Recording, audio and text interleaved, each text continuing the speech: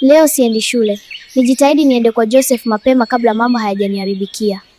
Nikiwa mzembe, hii mimba itakosa mwelekeo. Itabidi niwe mwepesi.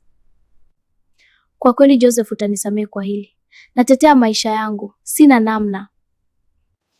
Niharakishe kabla mama jamka akaniharimia mipango yangu ya kuondoka. Au nimdanganye kama kipindi kile, nisimtoroke.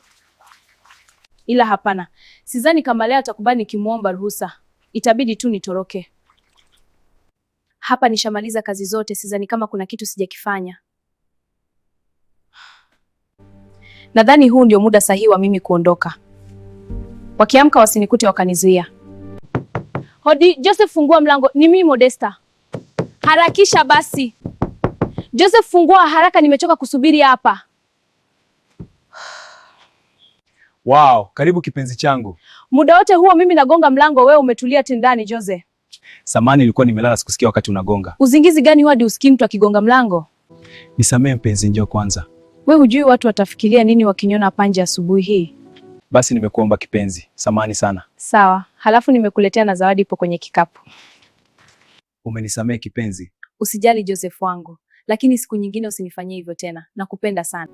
Na kuahidi malkia wangu sitarudia tena. Nakupenda pia. Sawa mpenzi, asante.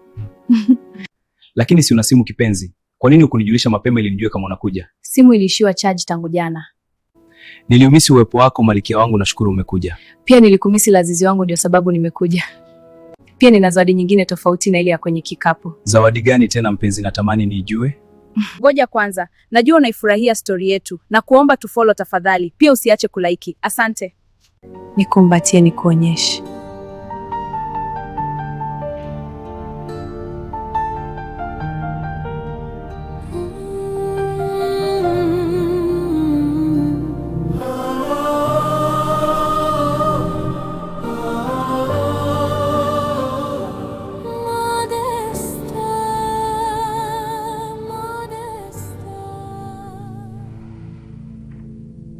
Huyu mtoto ameondoka saa ngapi? Mbona leo sijamsikia kabisa akiamka kujiandaa?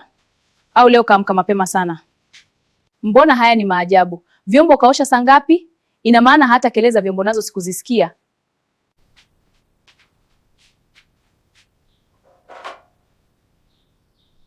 Mume wangu, leo ulimsikia Modesta wakati anaamka kwenda shule? Hapana, sijamsikia kabisa. Kwani alifanyaje? Hata mimi sikumsikia, lakini hayupo na vyombo kaosha pia kafanya usafi sehemu. Huenda leo kaamka mapema sana, sisi hatukumsikia.